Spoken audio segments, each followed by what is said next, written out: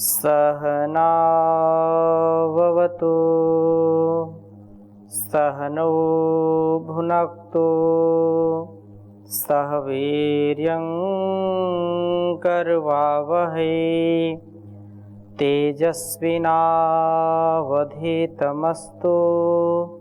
मा विद्विषावहै। ओम शांति शांति शांति।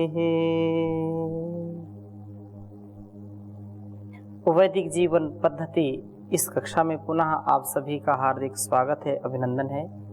परमपिता परमेश्वर की महती कृपा से और समर्थ गुरुओं की सन्निधि, उनके आशीर्वाद से, परम पूज्य श्री स्वामी जी महाराज आचार्य श्री जी के पावन आशीर्वाद से हम निरंतर इस वैदिक चैनल के माध्यम से, वैदिक जीवन पद्धति के माध्यम से वेद मंत्रों के गुण रहस्य को समझने का प्रयास कर रहे हैं।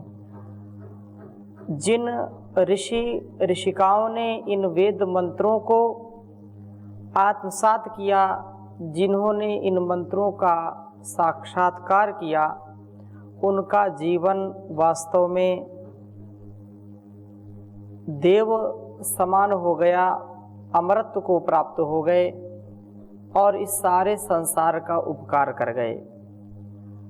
हम यदि इन मंत्रों का साक्षात्कार नहीं भी कर पाते हैं तो भी जितना जितना हम इनको समझते हैं, समझने का प्रयास करते हैं, आंशिक रूप से ही सही, किंचित मात्र भी यदि हम अपने मन में, वाणी में, व्यवहार में इन उपदेशों का अनुपालन करते हैं, इस अनुशासन का पालन करते हैं, तो निसंदेह हमारा जीवन अत्यंत संयमी, अत्यंत मर्यादित, अत्यंत व्यवस्थित हो जाता है। क्योंकि परमपिता परमेश्वर की ही विशेष कृपा से, उसकी ही व्यवस्था से सारा संसार और यह सारा जो शरीर है, शरीर की संरचना, संसार की संरचना का जो सबसे बड़ा कारण है, सबसे बड़ा उदाहरण है, वह परमपिता परमेश्वर है। हम ऐसे परमपिता परमेश्वर का बार बार गुणगान करें, उसको नमन वंदन करें, प्रणाम करें, यह अत्यंत महनीय ज्ञान है। पिछली कक्षा में हमने ऋग्वेद के द्वितीय मंडल के 23वें सूक्त का स्वाध्याय किया था, जिसमें पहले मंत्र का स्वाध्याय जो अत्यंत हमको प्रेरित करने वाला मंत्र है। और क्योंकि परमपिता परमेश्वर का जो वास्तव में दिव्य स्वरूप है, उसकी जो दिव्य शक्ति है, उसी के माध्यम से सारा संसार और यह शरीर के सारे घटक कार्य करते हैं। मंत्र में कहा था, ओम गणानां त्वा गणपतिं हवामहे कविं कवीनाम् उपमश्रवस्तमं ज्येष्ठराजं ब्रह्मणां ब्रह्मणस्पता आना शृण्वन्नोतिभिः सीदसादनम्। श्रेष्ठ है जो सबसे, और इस सारे संसार का जो यदि हम बात करें तो गणा नाम ईशा गणेशा, जो गणा नाम गणपति है, गणपति जो समूहों का पति है, स्वामी है। और यहाँ पर बताई थी बात कि जैसे हमारे शरीर में या इस संसार की हम बात करें तो भी यथा पिंडे तथा ब्रह्मांडे, यथा ब्रह्मांडे तथा पिंडे, कोई अंतर नहीं है। अंतर के जगत में, बाहर के जगत में वही अपनी सत्ता, अपनी व्यवस्था से सब कुछ व्यवस्थित चला रहा है। और उन समूहों का वह देवता है, वह अधिपति, वह इंद्र है। पंच भूतों के गण से यह संसार बना हुआ है और इन पंचभूतों में भी अपार सामर्थ्य है। हम यदि बात करते हैं क्षित, जल, पावक, गगन, समीरा, पंच तत्व से बना शरीरा। यह जो शरीर बना है 5 तत्वों से, एक एक तत्व का नियमन वो करने वाला है। 5 तत्व हैं, 5 गण हैं, ये एक गण है 5 तत्वों का, तो इस गण का भी वह पति है। चाहे अग्नि हो, चाहे वायु हो, चाहे जल हो, आकाश हो या पृथ्वी हो, एक एक तत्व का भी हम विवेचन करते हैं तो आश्चर्य से भरी पड़ी हैं ये सारी जो शक्तियां हैं। चाहे अग्नि शक्ति हो, जल शक्ति हो, वायु शक्ति हो, एक एक को कल्पना करके देखिए कि आज तक किसी भी विज्ञान ने, किसी भी वैज्ञानिक ने, किसी ने भी एक मिट्टी का ढेला बनाने में अपना सामर्थ्य नहीं दिखा पाया।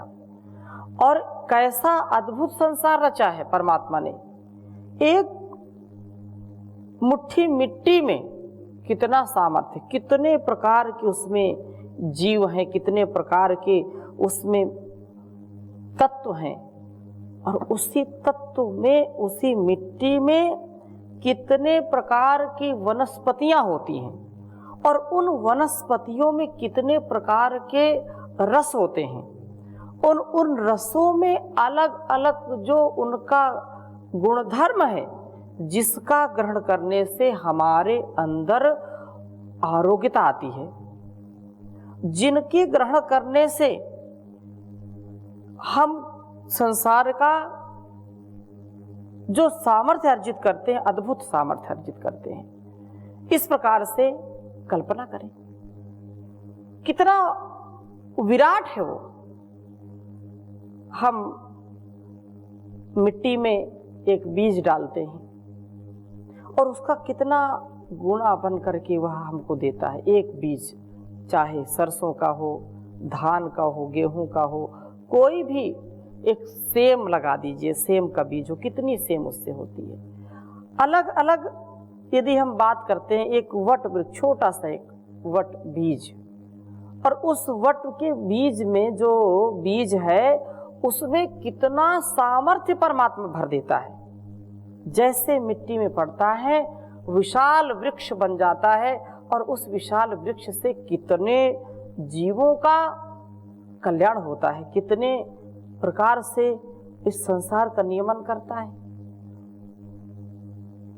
ऑक्सीजन हो या प्राणवायु या जल हो, जल में भी कितने प्रकार के तत्व उस परमात्मा ने दिए।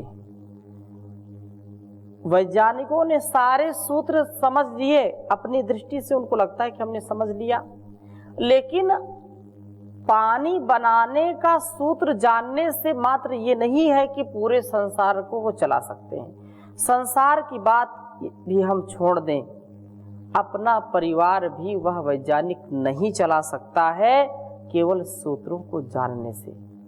परिवार की बात हम छोड़ दें, जो व्यक्ति जानता है कि पानी इस तत्व से बनता है, वह वैज्ञानिक अपने जीवन में प्रयुक्त होने वाले जल का भी निर्माण नहीं कर पाता है। उसी का सारा जो जल स्रोत है वही देता है और वही संसार का नियमन करने वाला है। इसलिए परमपिता परमेश्वर को कहा गणा नाम त्वा गणपतिम, हवा में हम पुकारते हैं ऐसे जो गण का समूह का जो पति है, जो अधिपति है समूहों का। और इसकी बात हम यदि बात करें तो पंच प्राणों की 5 जो प्राण हैं, इस एक गण का भी वह अधिपति है, वह गणपति है। और 5 ज्ञानेंद्रियां, 5 कर्म इंद्रियां हम आँखों से देखने का काम करते हैं, कानों से सुनने का काम करते हैं। यदि परमात्मा इस व्यवस्था को सुचारू रूप से न चलाए, यदि इसको संयमित न करे, व्यवस्थित न करे, इसको मर्यादित न चलाए, तो कभी भी हमारी इंद्रियां ठीक ठीक कार्य नहीं कर सकती हैं। इस समूह से ही ये सारा शरीर हमारा कीमती बन जाता है, और इस शरीर की कीमत संसार में कोई दे नहीं सकता है। संसार का कोई भी धनवान व्यक्ति, गुणवान व्यक्ति कितना भी अपने आप को सामर्थ्यशाली समझता हो, उस परमात्मा से सामर्थ्यशाली हो ही नहीं सकता है। इसलिए कहा कि वह गणों का भी पति है, गणपति है। और कवि नाम कवि कहा है, वो कवियों का भी कवि है, क्योंकि संसार का जो कल्याण करने वाला, जो उपदेश करने वाला कवि होता है, वह अत्यंत प्रभावी अपने स्वभाव को बनाता हुआ अपने अंदर इस जगत की, समष्टि की जो भलाई है उसके लिए उपदेशक होता है। वो दृष्टा होता है, वह संसार का महान क्रांतदर्शी होता है। इसलिए परमात्मा तो सारे इस ब्रह्मांड का कवि है, वो रचनाएं करता है और अपनी रचना से हम सबको आनंदित करता है। इसलिए ये बात कही है, तो उसकी हम प्रार्थना करें, उसकी उपासना करें। इस वेद मंत्र में बहुत ही सुंदर यह बात कही है। और इसी प्रकार से यदि हम अन्य वेद मंत्रों को भी लेकर के चर्चा करते हैं तो उनमें भी बहुत ही सशक्त हमको उपदेश दिया गया है, कुटिलता व पाप से हम दूर रहें, इसकी भी प्रार्थना की गई है। तो इस वेद मंत्र को मैं लिखता हूँ, इसी सूक्त का 23वें सूक्त का 5वां मंत्र है। मैं आपके समक्ष इसको पहले लिखूंगा, फिर चर्चा करूंगा। ओम न तमहो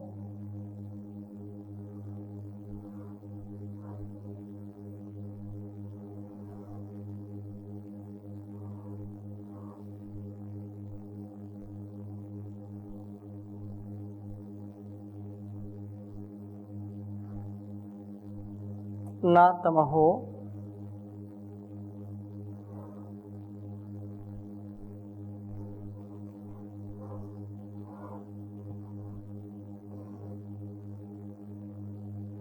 न दुरितम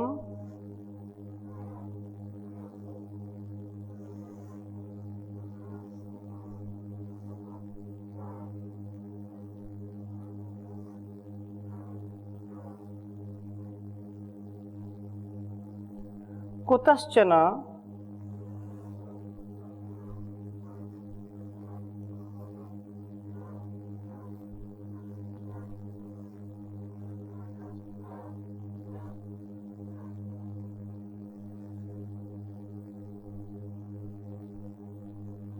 कुतश्चन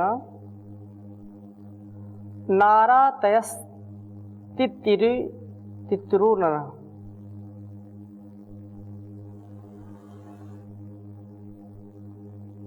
कुतश्चन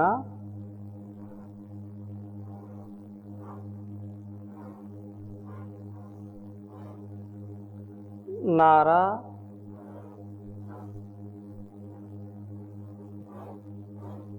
तयस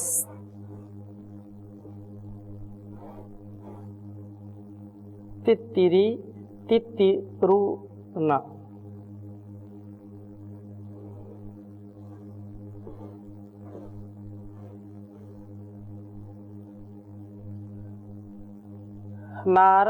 नारतस तितिरि न द्वयाविनः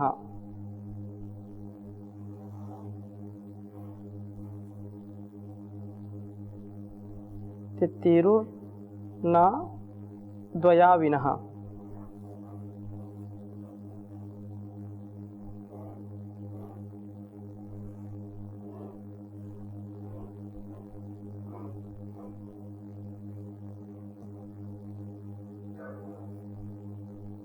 विश्वा इदमस्मात् विश्वा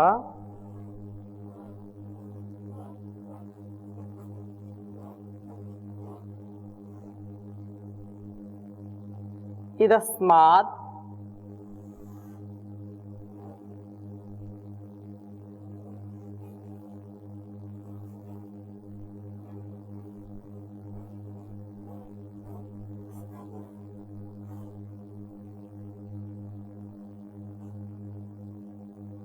ध्वर्सो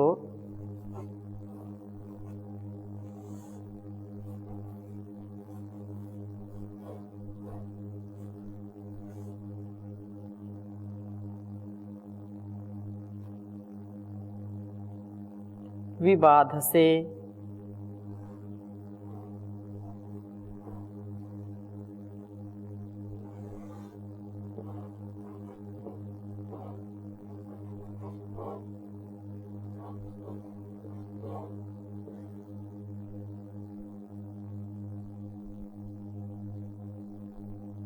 यम सुगोपा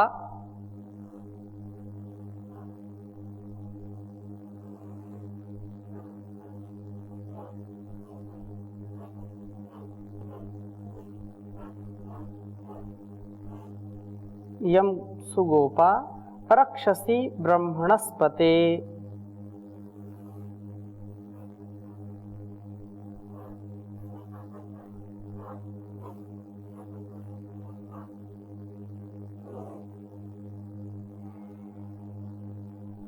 रक्षसी ब्रह्मणस्पते।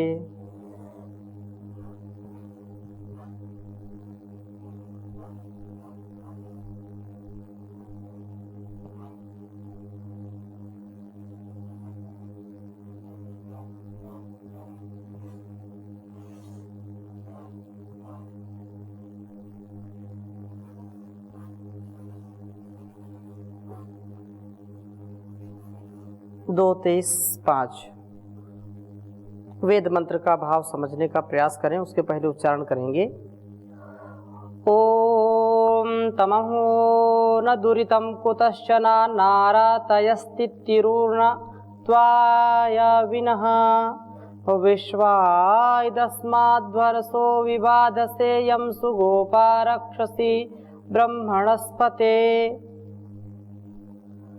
कहा कि हे ब्रह्मणस्पते, जान के स्वामिन प्रभो, सुगोपाह, उत्तम रक्षक आप, यम रक्षसी, जिसका रक्षण करते हैं, तम उसको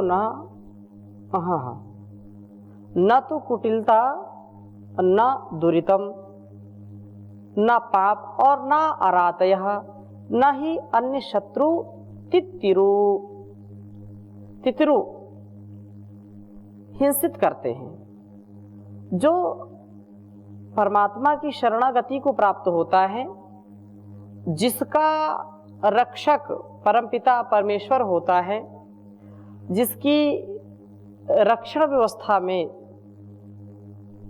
कोई भी दुखी नहीं होता, कोई भी भयभीत नहीं होता है, वह उत्तम रक्षक परमपिता परमेश्वर उसके सारे शत्रुओं का दमन करने वाला होता है, चाहे अंदर के शत्रु हो या बाहर के शत्रु हो। हर प्रकार से उस विधाता से हमको शक्ति मिलती है, हमारे अहम को, हमारी कुटिलता को, हमारे पाप को नष्ट करने वाला परमपिता परमेश्वर है। तो ये कहा कि उसको ये कुटिलता, न दुरितम, न पाप और न अरातेह, न शत्रु, कभी हिंसित नहीं करते। दया विनहा, मन में कुछ और, क्रिया में कुछ और, छलावी पुरुष भी प्रभु रक्षित को हिंसित नहीं कर पाते। हे प्रभु, आप अस्मात्, इस अपने रक्षणीय स्वभाव से या रक्षणीय उपासक से, विश्वाध्वरसः, सब हिंसाओं को इत निश्चय से, विवाद से दूर ही रखते हैं। जो संसार को छलते हैं, कपट से, अपनी कुटिलता से, अपने मन, वाणी और व्यवहार में जो भिन्नता रखते हैं, जो दुरात्मा होते हैं, वे दुरात्मा भी उसको कभी हिंसित नहीं कर पाते हैं। अर्थात हिंसित भी वह करता है तो जो प्रभु का भक्त होता है, प्रभु के द्वारा जो रक्षित होता है, वो कभी उनके द्वारा ठगे जाने से, कभी उनके द्वारा अपमानित किए जाने से, कभी उनके द्वारा किसी भी प्रकार का दुख देने पर भी वो कभी दुखी नहीं होता है।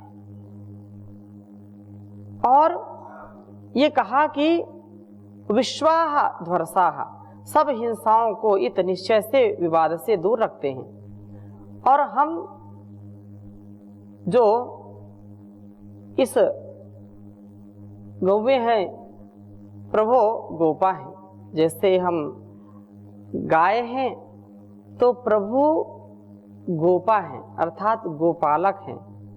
प्रभु से रक्षित होने पर हम कुटिलता व पापों से बचे रहते हैं। हमारे वृत्तियों में जो आदान की वृत्ति नहीं उत्पन्न होती है, हम द्वयावी नहीं बनते हैं।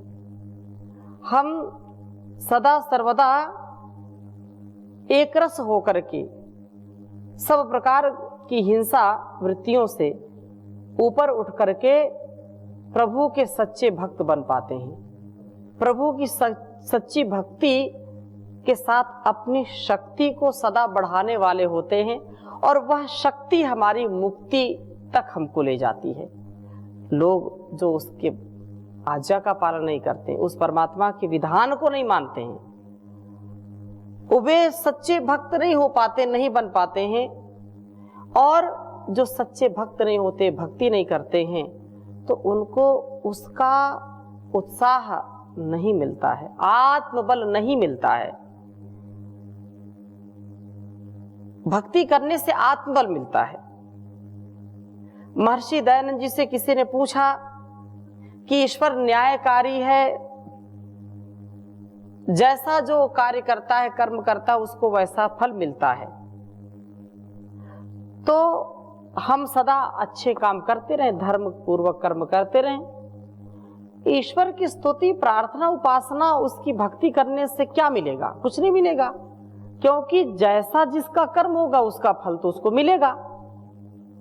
इसका परिणाम क्या है? भक्ति क्यों करें हम उसकी?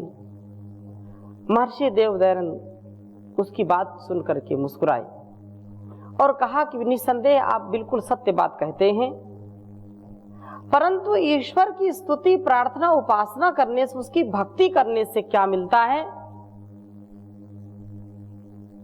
तो वो कहते हैं कि जो ईश्वर भक्त होता है, जो ईश्वर की भक्ति करता है, उसको विकट से विकट संकट आने पर भी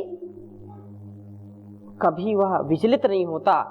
पहाड़ जैसा दुख भी उसके ऊपर आकर के टूट पड़े तो भी कभी विचलित नहीं होता है, कभी वह निरुत्साहित नहीं होता, सदा उत्साह में ही रहता है।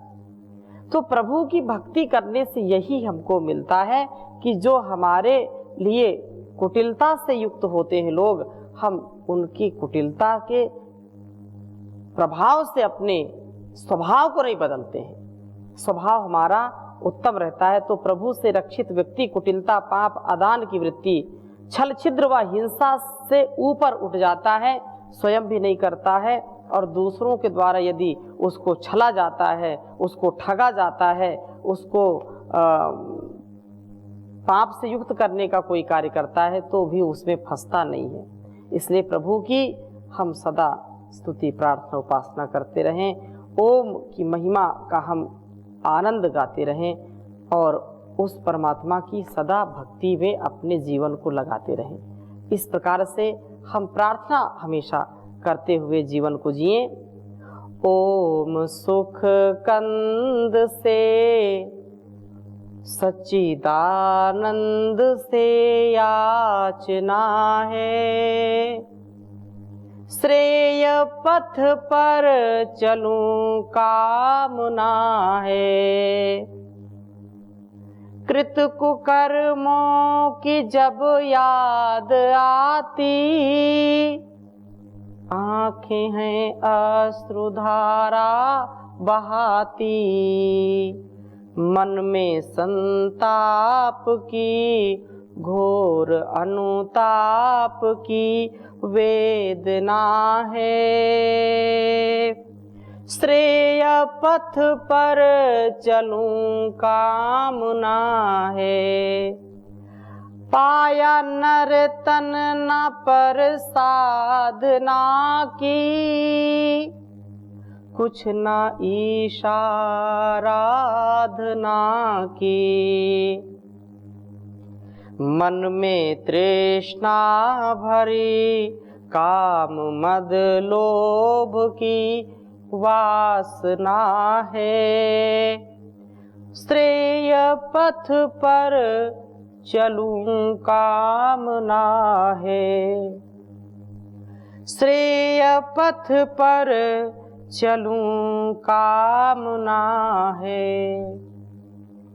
हमारे लिए जो कल्याणकारी भावना है, जो कामना है, उस कामना, उस भावना को हम सदा शिरोधार्य करते हुए, उसको आत्मसात करते हुए जीवन को जिए तो हमारा अतिशय कल्याण होगा। तो इन्हीं शुभकामनाओं के साथ, शुभ भावनाओं के साथ आज की कक्षा को यहीं पर विराम देते हैं। शेष चर्चा अगली कक्षा में करेंगे। ओम शांति शांति शांति।